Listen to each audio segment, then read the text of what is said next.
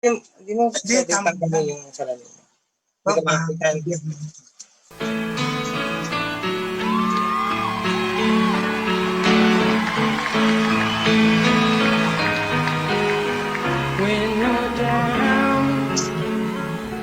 Sa bawat paglipas ng araw, hatid ng pagsubok ng magkaminsan na ay sumisira sa magandang pangarap. Ano man ang iyong pagkatao, noon at ngayon, huwag kang padadala sa mga pangyayari, sapagkat sa bawat balaki ng likha, kasama ka, kaibigan. Araw-araw, Lunes hanggang Biyernes,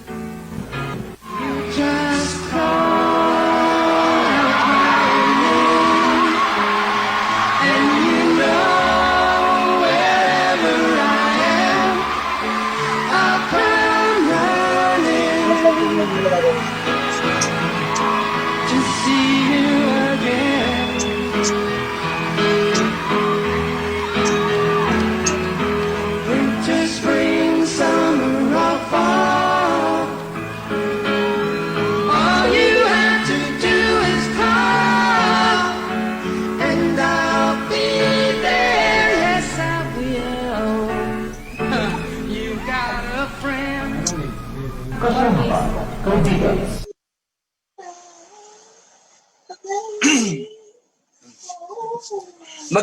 Magandang araw mga kababayan. Magandang araw sa Luzon, Visayas, Mindanao. Welcome po sa programang Kasama Ka Kaibigan, hosted by the Bulagcaster Romel San Pascual. Ngayon ay pumapalit po ang inyong lingkod, Vic Atanasio. Ang programang Kasama Ka Kaibigan ay programa ng Batayan Sector ng NAPSI o National Anti-Poverty Commission. Ang NAPSI ay programa ng ating Pangulong Rodrigo Duterte para itaas ang antas ng pamumuhay ng mga kababayan natin dito sa ating bansa. Ito po ang inyong kaibigan, kasama nyo ngayong araw, Friday edition, at magkakasama tayo magmula alas 2 hanggang alas 3. Ang programa po natin itong Kasama Ka Kaibigan ay ang ating paksa ay kooperatiba. Meron tayong binabanggit na kasabihan na ang kooperatiba po ang susi sa pag-unlad ng buhay at siyang daan para bumuti ang buhay. Kaya ang kooperatiba po ang ating paksa ngayon. Ngayong araw na ito ay pag-usapan po natin ay ang cooperative. Ang paksa ko ay why cooperative needs money and members need to invest in the cooperative. Ibig sabihin, bakit kailangan natin ang kooperatiba?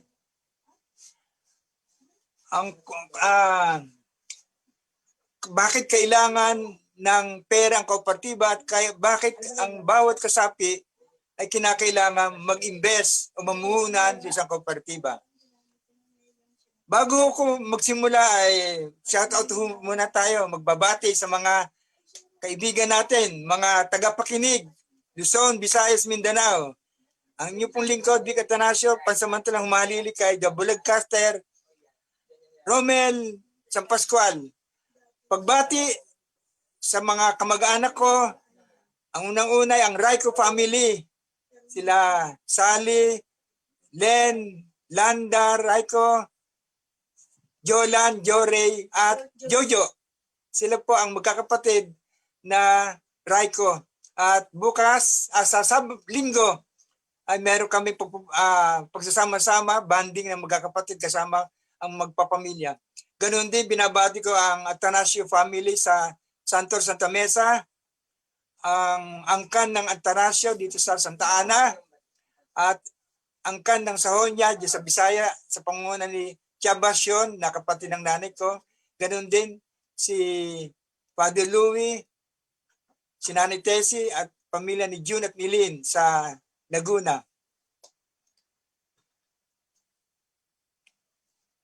So ngayon po, ngayong hapong ito ay pag-usapan natin bakit kailangan ang pera para masustain ang isang kooperatiba at bakit kinakailangan ang isang kasapi ay mag-invest sa kooperatiba. Yan po ang madalas natin katanungan sa isang pagtatayo at pagpapatakbo ng isang kooperatiba. Ang kooperatiba po ay isang samahan ng mga voluntaryo, mga kasapi na ang layunin ay mapataas ang kanilang antas ng pamumuhay at ang kooperatiba po tumutulong para mapaunlad ang ekonomiya ng bansa at ang pamumuhay, magkaroon ng equal opportunity para sa mga kababayan natin. So, mga kasama, mga tagapakinig, ang kooperatiba po ay pag-usapan natin ngayon. Number one, dapat po natin malaman bakit kailangan natin ang pera para magpatakbo at mapaunlad ang kooperatiba. Ang fundamental principles ng kooperatiba ay ang members ay siyang user at siya din ang namamahala at siya ang customer user ng isang samahang kooperatiba. Ang kasapi ay siyang nagmamay-ari ng kooperatiba at bawat pagmamay-ari ng kooperatiba, bawat kasapi ay meron silang responsibilidad na magbigay ng karampatang share capital, saping puhunan, kung saan ang bawat kasapi ay mag-i-invest o mamumuhunan at ang perang na binigay sa kooperatiba ay gagamitin sa negosyo. Ang kasapi ay tatangkilikin o ipapatunod niya ang kooperatiba, ang serbisyo at produkto at kinakailangan ng bawat kasapi ay babayaran ang kanilang nabili o ng serbisyo at produkto at sa ganon magkakaroon sila ng tinatawag na din ang fiscal year ay patronage refund. Tinatangkilik niya ang sarili niyang kooperatiba. Sa pagtangkilik sa kooperatiba, hindi lang ang tinatawag natin pagtangkilik. Bawat kasapi o miyembro ay pwede ring magbenta sa kooperatiba at ang kooperatiba ay babayaran ang bawat kasapi. Ang tawag doon ay transaction between members and the cooperative.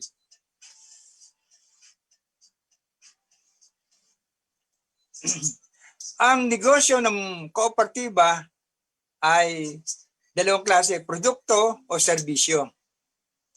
At ang nagpo-provide ng pondo o kapital sa isang kooperatiba ay ang bawat miyembro o kasapi. At ang perang nilagak nila sa kooperatiba, ang tawag doon ay investment o puhunan. At pag nag-invest sa kooperatiba, ang kooperatiba sa pamumuno ng board of directors ay gagamitin ang perang na-invest sa negosyo ng at the end of fiscal year, tatanggap ang bawat kasapi na nag-invest ng tinatawag natin ng interest ng capital o dividendo. Yan ang dahilan kung bakit kinakailangan na meron tayong investment ng bawat kasapi. Ang owner, member ay nire-require ng kooperatiba na magbigay ng suporta sa kooperatiba in the form ng investment. At ang bawat member must invest their share capital para mabuhay at mag-sustain ang isang kooperatiba. Ang perang gagamitin ng ay pera na galing sa kasapi o investment. In order to do a business, the co-op must invest. The co-op members must invest. So, may share capital, papaikutin, i-operate. Pagka-operate, magbebenta at ang tatangkilik sa kooperatiba ay ang mga kasapi ng co-op. At silang tumatangkilik, silang nag-invest, bibigyan ng pondo at sila din ang namamahala. Sa madaling sabi, itong kooperatiba po ay self-reliance at mutual help. Bawat miyembro ay may pananagutan na magbigay ng pera para mapalago, mapatakbo at maging maunlad ang isang kooperatiba. Pag wala pong investment ang kasapi, hindi magkakaroon ng pagpapatakbo ang isang kooperatiba. Bawat investment ay binigay ng mga kasapi ay bibigyan ng kooperatiba ng stock certificate o certificate of ownership. Stock certificate ang tawag doon at minimal capital ang hinihingi, nominal.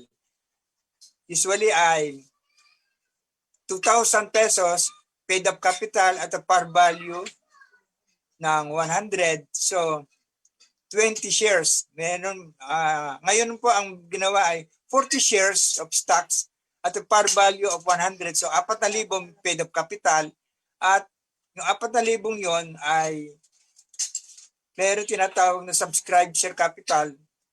Bubuin niya yan. So, ang bawat kasapi ay kinakailangan merong subscribed share capital o yung kanyang pledges.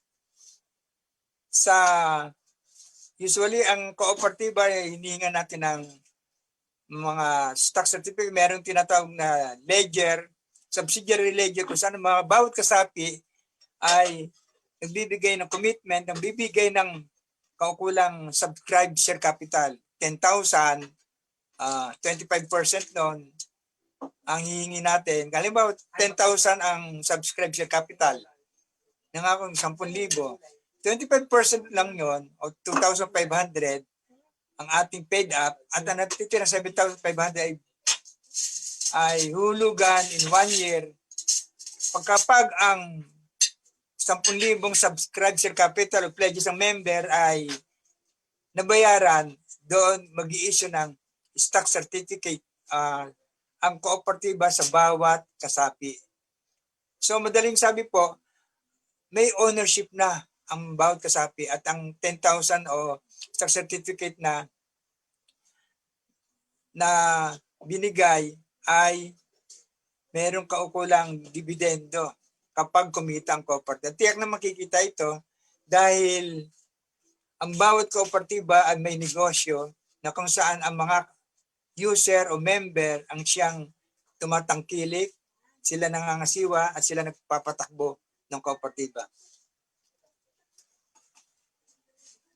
Ano ba ang role ng miyembro? Role o kanyang papel na ginagampanan ng bawat kasapi. Ang bawat kasapi po, ang role nila ay number 1, mag-invest sa kooperatiba para sa gano'n merong pera ang isang kooperatiba. Pangalawa, tangkilikin at gamitin ang mga produkto at serbisyo ng cooperative.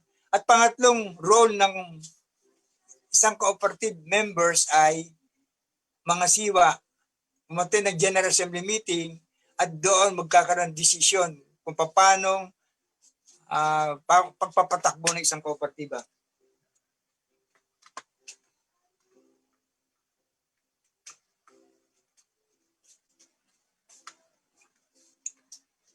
Meron pang katanungan na sumagi sa aking isipan. Why cooperative needs the investment of its members? Ang blood at ang buhay ng isang kooperatiba ay nasa pera nanggagaling sa member in the form ng investment. Kaya nga po ngayon, mga tagapakinig, mga kaibigan sa kooperatiba, mga kaibigan dito sa malawak na palatuntunan kasama kakaibigan, ay in-encourage namin na mag-invest kayo. Katulad ako po ay retired na, meron akong plano mag-invest sa isang kooperatiba at ang kooperatiba nyon ay siyang magbibigay sa akin ng pagkakataon na yung naipon kong pera ay papalaguin. Kaya na nga, meron tayong tinatawag na investment at ang pinakamagandang investment ay sa isang existing cooperative. Itong sasalingan kong kooperatiba ay 32 years na at ito ay sa Marikina. Ang negosyo niya ay credit at ngayon ay magiging multipurpose. At ito ay merong financial statement. In other words, sasali po tayo sa isang kooperatiba na maunlad na. Pwede rin naman sa mga bago lang, pero ang bago pong kooperatiba ay hindi natin asahan na malaki ang kikitain.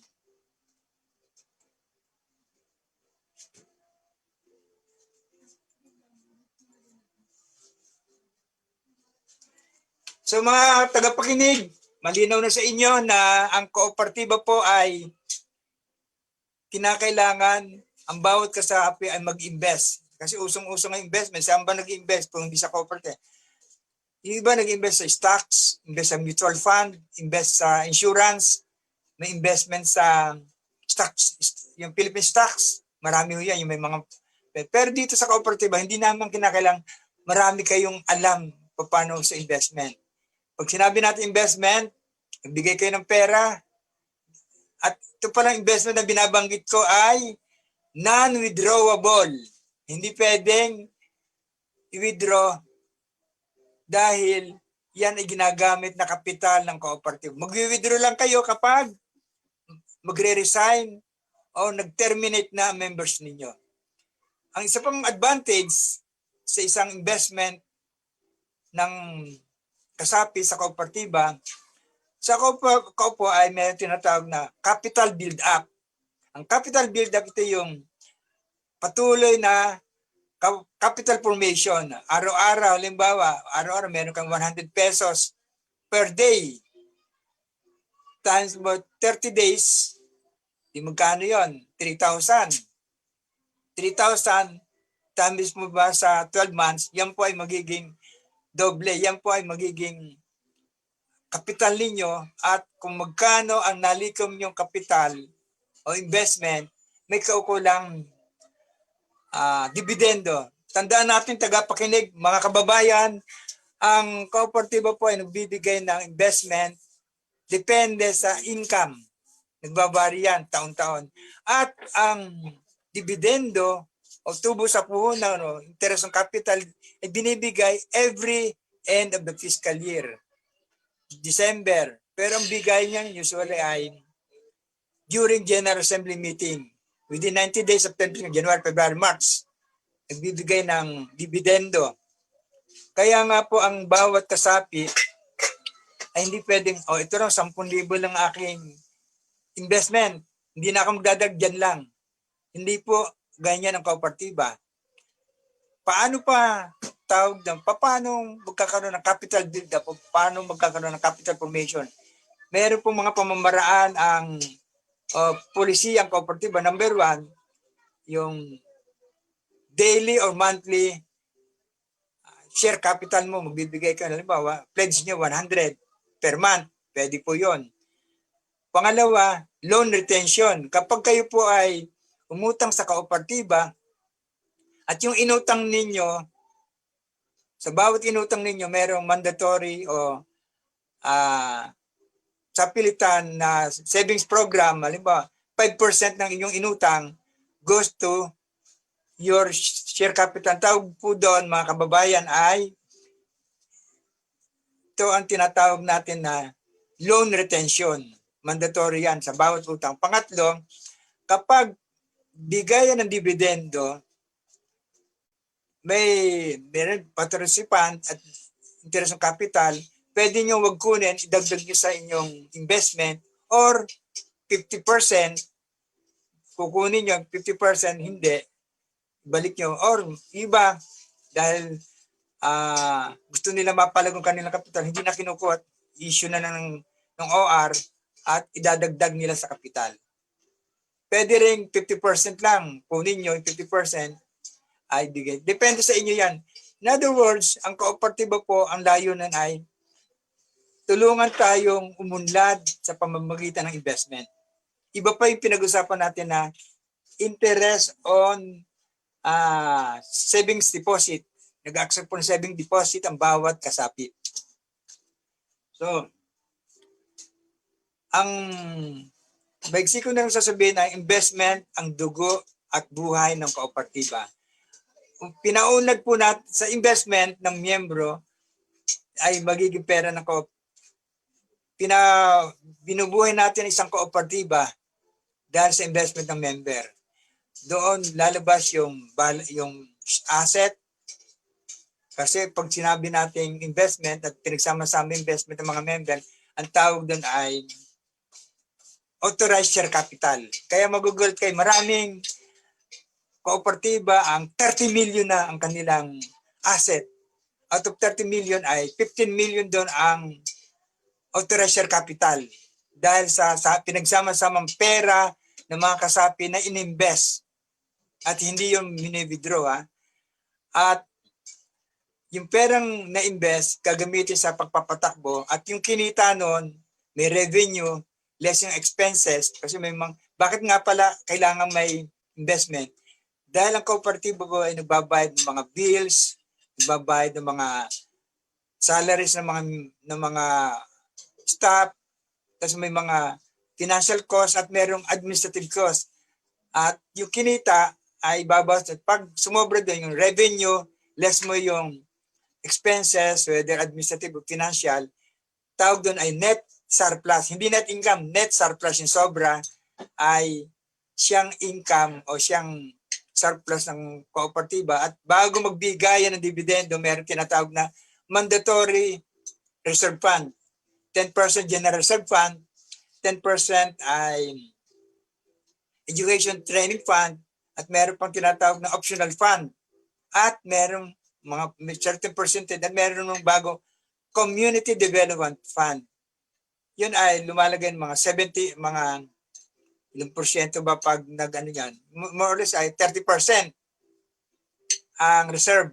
Kaya reserve, ginagamit natin yan kasi mayroong risk. Parang laban sa risk management, mayroong naka-reserve bawat kumitang may reserve. General reserve fund, optional fund, community development fund, educational fund. Yung natitirang 70%, doon po i-compute yung ICPR, interest on share capital and patronage refund. Yearly ay binibigay at kinocompute yan. In case na losses, walang reserve, wala ring dividendo, pero bihirang magkaroon ng loss. Kung magaling ang pamamahala ng kooperatiba dahil nagmamanage, magkakaroon lang ng problema kapag mas marami ang overhead expenses at county revenue. Mas magandang tactical yan, malaki ang revenue o kinita ng co-op, lessen ang expenses. Pero kung malaki ang revenue, ang overhead expenses malaki din, useless. Baka minsan losses po, kaya break-even. Kaya ang pag-negosyo ng kooperatiba ay ginagawa po natin ay in-inculcate natin sa isipan ng mga member na kayo po ay kamay-ari.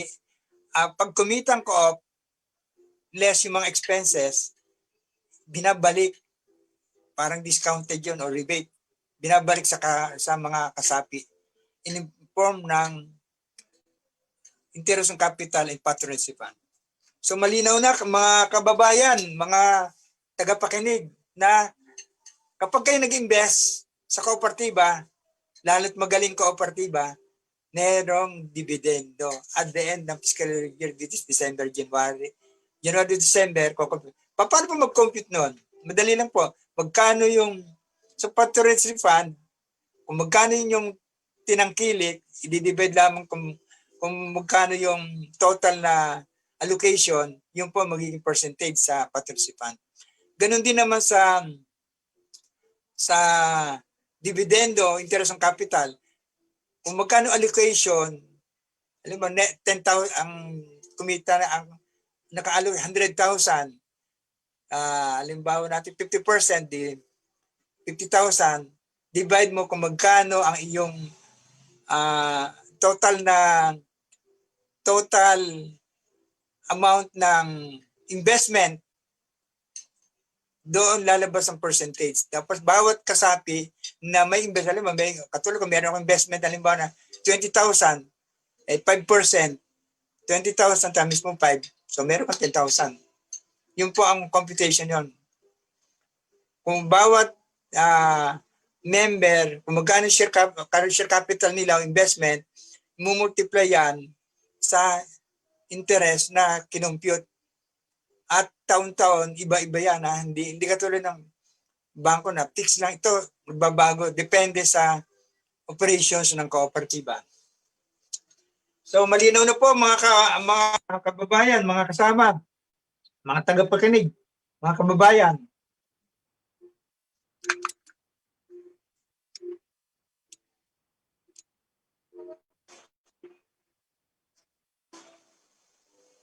So, ang pangalawa natin paksa ngayon, tapos na tayo doon sa bakit kailangan ng kooperatiba ang pera at bakit kailangan ng miyembro mag-invest sa coop. Pangalawang ating sources of fund. Saan ba nanggagaling ang capital? Sources of capital. Saan ba nanggagaling ang pera na dapat nating gamitin sa isang kooperatiba? May tatlong klase po yan na merong external source, merong internal, at merong outside. Yung muna internal sources of fund o internal sources ng kapital galing sa miyembro. Pag external, galing sa labas o galing sa utang, umutang tayo sa bangko, sa ibang tao, sa labas. At yung isa outside, pwedeng grant o bigay o levies o mga grant o mga donation.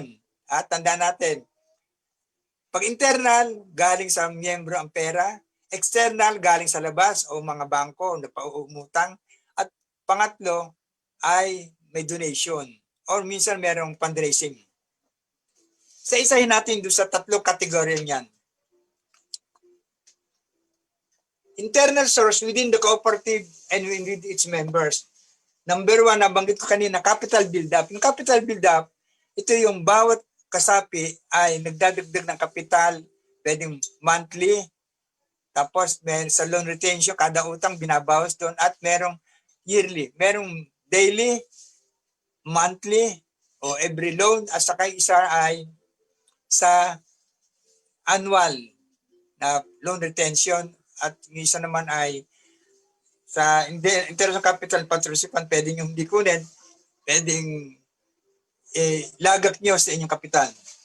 Yung capital formation, share capital, yan po ay kinakailangan na malinaw sa mga kasapi na huwag kayong papayag na nagbigay kayo ng investment na 10,000, 5 taon na 10,000 pa rin. Sa kooperatiba, pag nag-invest kayo, kasi may capital formation or capital build-up, dumadami ang inyong pera bilang kasapi.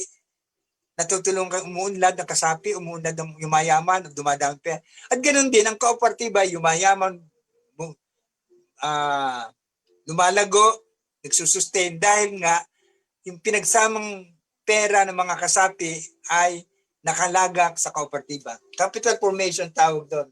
Sa loan retention, depende sa coop yan, depende sa policy. Pangalawang, internal membership fee. Internal membership fee. Yung mga membership fee, yun ay income na ng coop. Ano ba bang internal sources? Reserve fund, general reserve fund. Pag kumita ang co-op, less mo expenses, bago magbigay ng dividendo sa kapatid fund, may general reserve fund. Usually 10% yan GRF. Yan po ay net surplus na nakatago at gagamitin ng general reserve fund in case ng losses, in case na bankrupt, o in case na hindi nakabayad yung mga mga miyembro at nalugi, may general reserve fund. Kumbaga sa inang parang sasakyan, spare tire. May sasakyan ka na flat o meron kang extrang tire para magpatuloy ang pag-andar ng sasakyan. Ganun din sa kooperatiba. Nagkaroon ng losses, na bankrupt for the year, meron tayong subscribe. Meron tayong tinatawag ng general reserve fund. Next ay deposits. Yung mga deposit ng member, whether savings deposits or time deposits, yan po ay nakalagak sa kooperatiba. Ang kaibahan lang ng savings deposit, withdrawable anytime. At yan ay may interest user 2% per annum. Meron siyang savings account, may savings book, o kaya ATM. At isa naman, non-withdrawable, time deposit. Hindi po siya pwedeng i-withdraw. May certain period ang time deposit at kumikita siya ng, siguro malaki ngayon mga 5% depende sa kooperatiba. Meron din tinatawag na reserve, depreciation reserve. Ito yung bago, kasi meron tayong institutional capital. Yung institutional capital, yung capital na ginagamit natin pambili ng mga fixed asset. Ano ba yung fixed asset na binabanggit ko? Ito yung furniture and fixture, equipment, mga machines, sasakyan, yung mga nadi-depreciation. Nadi-depreciate, ibig sabihin, pag tumatagal ang panahon, nababawasan ang value. Nadi-decrease ang value ng isang asset o fixed asset, depreciation tawag doon. Kaya, example na lang, meron kang furniture, 10,000. After 10 years, baka 5 years, bumaba ng value noon. Kaya meron tayong tinatawag na depreciation reserve. Pag wala na yung nag-depreciate yung fixed furniture and fixture, bibili tayo ng bago na galing sa depreciation reserve. Hindi mo na kukunin sa inyong income. Meron kang sasakyan, depreciation. Alam mo, magkano sasakyan? 500,000. After 10 years, yung 500,000 mo na sasakyan, 100,000 na lang yun. So meron kang depreciation reserve na halimbawa 400,000, so makakabili ka uli ng bago galing sa depreciation reserve. Lahat ng fixed asset, ano ba yung mga fixed asset natin ha? Building, nagde-depreciate after 50 years, depreciated na yan, wala ng value, meron depreciation. Tandaan natin, kapag lahat ng asset na depreciated, meron tayong kaukulang depreciation reserve na kinukuha natin sa income. Yun ang internal. Next ay external. Ano ba external sources of capital? Outside the cooperative membership capital structure. Ibig sabihin yan, yung external ay hindi galing sa loob, galing sa labas.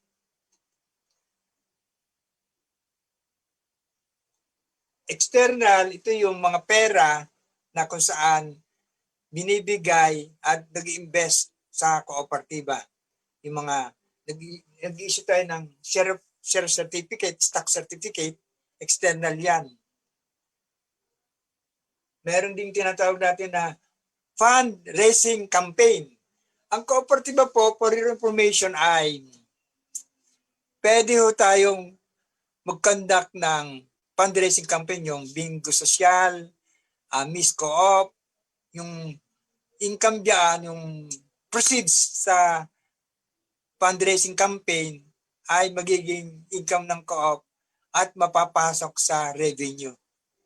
Yan ay isang programa pang social social gatherings, ang mga social projects.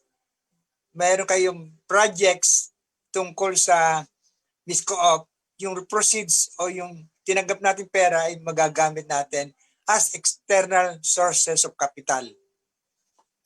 Borrowed capital.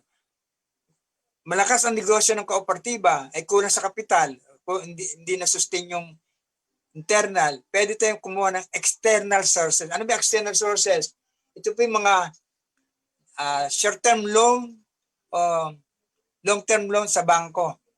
Dahil ang cooperative po pwede kumuha sa bangko at babayaran yan sa certain percent, depende sa kooperatiba. Basta galing ang pera sa labas o umutang tayo sa labas. Commission, kumita, alam mo, ang co-op nagbenta ng ariran, nagkaroon siya ng commission, external sources yan. Advances or deposit from member. Example, meron tayong kasapi na mayaman, milyonaryo, bilyonaryo, pinahiram tayo ng pera at yung perang yun ay tawag natin advances sa mga members o mga suppliers o kaibigan, external sources yun. Meron tayong tinatawag na donation. Ang donation ay grant. Example, ang government o si senador o congressman nagbigay ng 1,000,000 sa co-op, papasok yun as donation, donated capital o grant. At yun po ay wala pong bayad kasi donation eh. Ito ay grant na libre na kagandahan loob ng isang tao na yung hindi naman politiko, levies ang tawag doon, mayaman, nagbigay ng pera sa co-op, yan po external sources.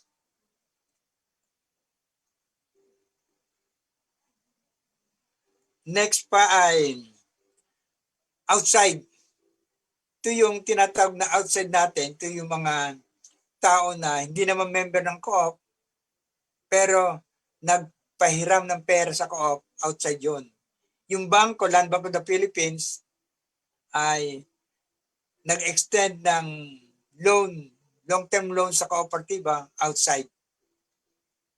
So yan po ang source of, kaya ang kooperatiba, sabi, koopera-tiba, maraming pera ang kooperatiba. Dahil pinagsama-sama resources yan. Tandaan natin, mga kababayan, pag sinabi natin kooperatiba, ito yung mga samahan ng mga masa, ng mga katulad nating low income sector na pinagsama-sama resources, pinagsama-sama kaalaman, mga kanilang mga pera pinagsama-sama para magbuo ng cooperative. Kaya kooperasyon yan, kooperatiba. At ang bawat kooperatiba po ay nagtatagumpay sa pamamagitan ng kasapi. Yung perang inilagak nila at siguradong hindi naman babaksak ang cooperative. Bibihira. Alam po, walang kooperatiba bumagsak eh. At maraming kooperatiba ang umuunlad dahil sa sama-samang pagbigay at pagsuporta ng isang mga miyembro. So, yan po ang tungkol sa sources of capital. Maraming kapital. Kaya minsan, ay walang perang ko.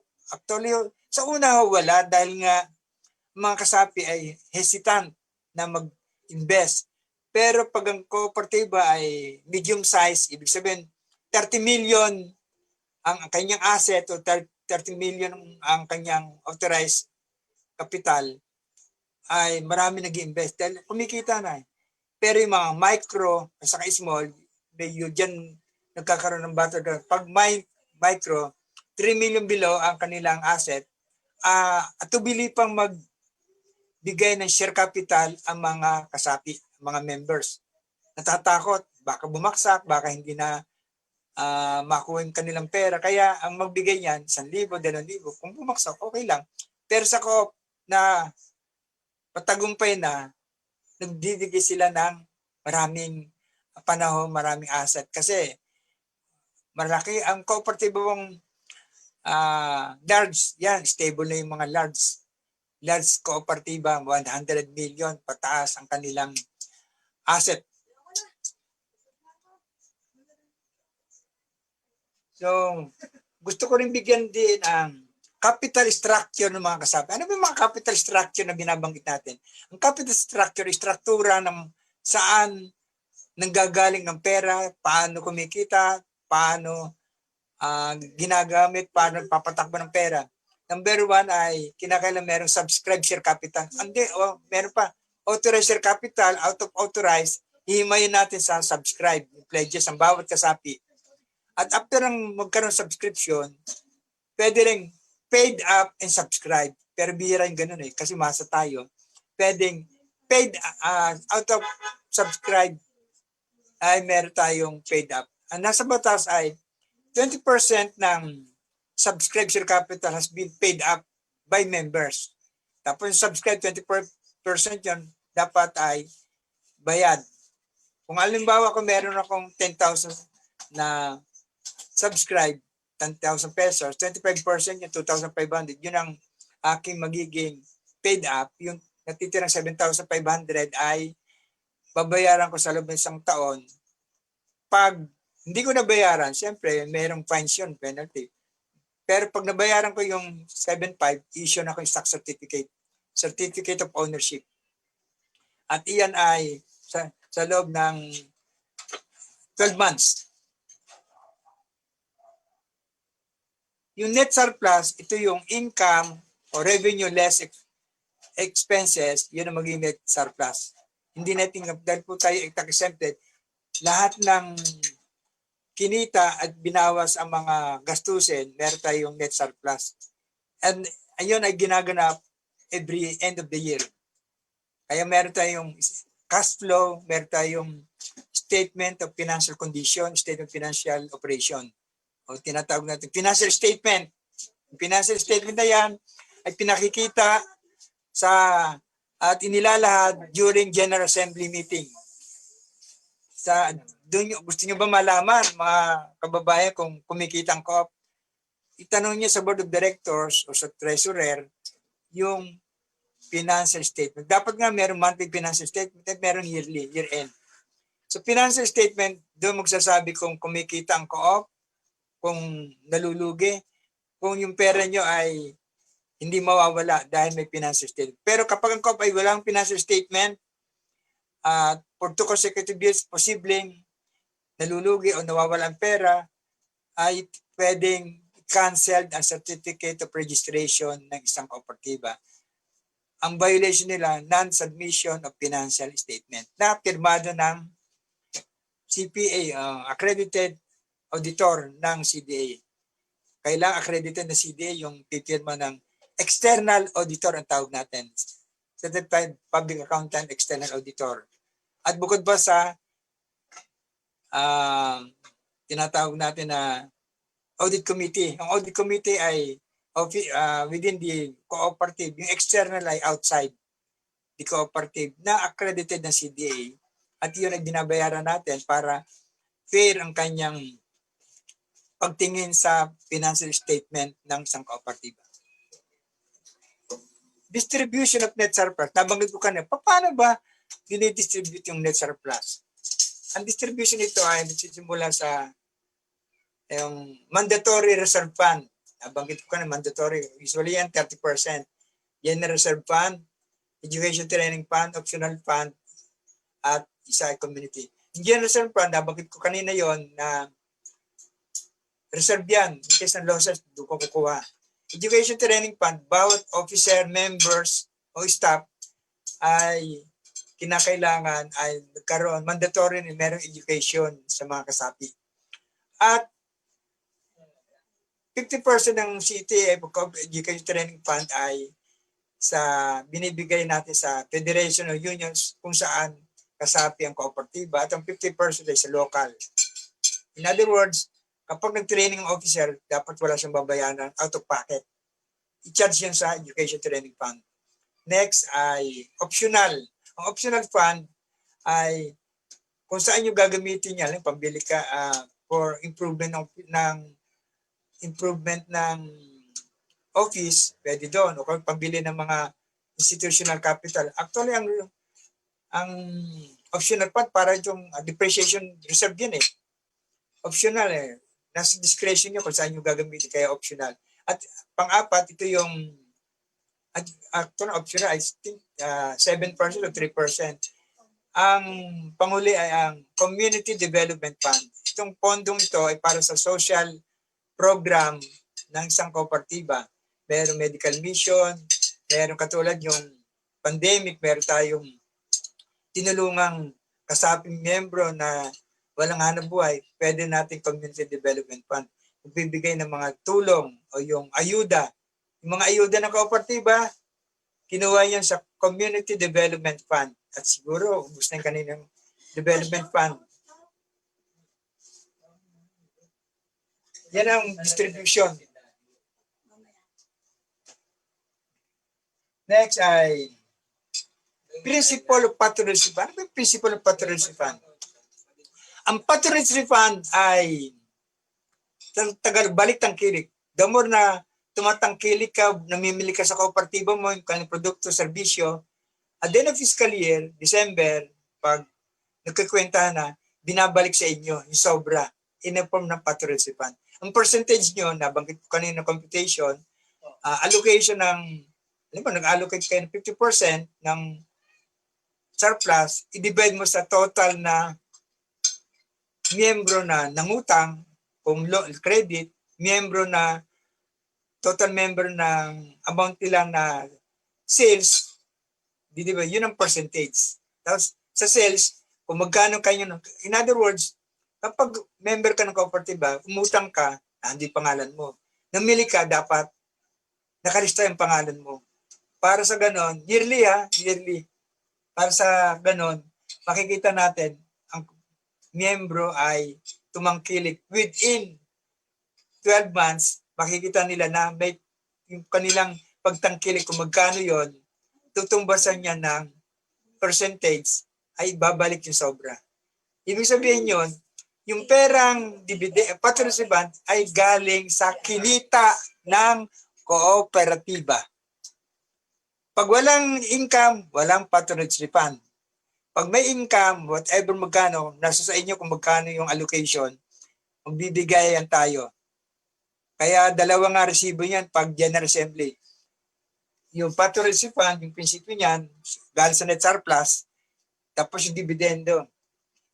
Prinsipyo ng interest on capital, dividend, ay binibigay every General Assembly. General Assembly. Kaya yung tinatawag natin patronage fund allocation saka interest on capital dividend allocation.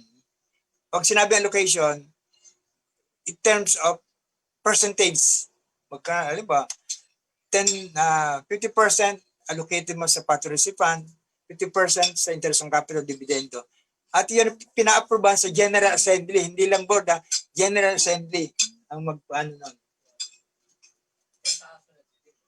Kaya ulitin ko, inabanggit kong refund ay statutory reserve. Ano ba ibig sabihin statutory reserve? Pag binanggit natin statutory reserve, ibig sabihin yan ay nasa batas. General Reserve Fund, 10%, CTF, 10%, optional fund, 7%, 3% sa Cooperative Development Fund. Kaya statutory, yan ay pinalaga ng batas ng RA 9520, otherwise Philippine Cooperative Code of 2008. Nasa batas yan. Hindi nyo pwedeng baguhin yan. Kaya kinakailangan ay nakalagay yang sa inyong bylaws, sa bylaws ng kooperatiba. So, yan po ang kaubuan ng ating tinalakay. I-review ko ulit ang internal sources ng capital directly coming from members themselves. Internal. Pag sinabi natin,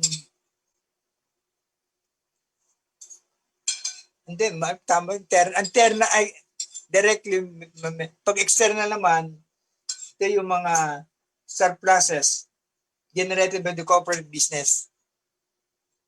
At number 10, outsiders, ito yung nasa bangko.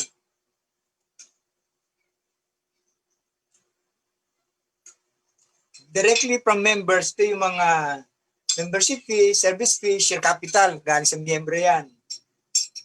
From corporate business, ito yung mga income o surplus, mga reserve. From outsiders, ito yung mga grant, short-term loan, long-term loan, at credit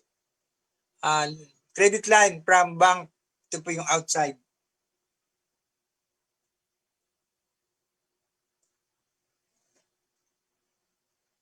So, ang isang kooperatiba, isa-summarize ko na lang dahil mayroon na tayong 10 minutes na lang at alas 3 na. Summary ko, members need to invest in the cooperative and cooperative need the money of the members.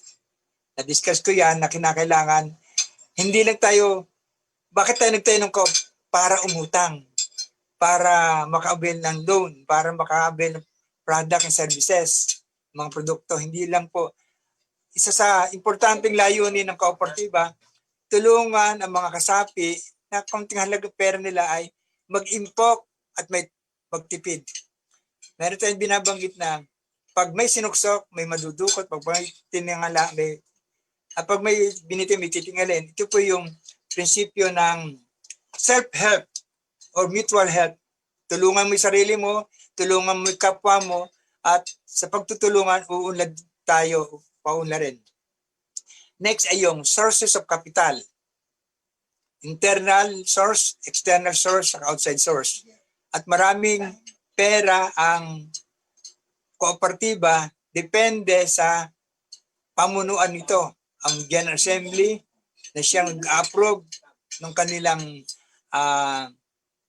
policy. Ang Board of Directors.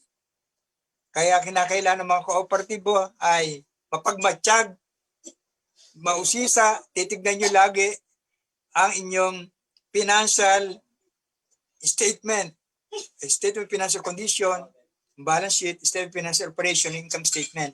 Sa ganon, huwag lang tanggap-tanggap kayo ng pera. Kaya meron pong kasing mga kooperatiba, malalaki, medium size, may income. Kala mo, kumita yung co-op namin. Ang source of income pala nila ay investment. Dahil, tandaan natin, papaliwanag ko po sa inyo ay, kayong miyembro ay pwedeng mag-invest sa co-op.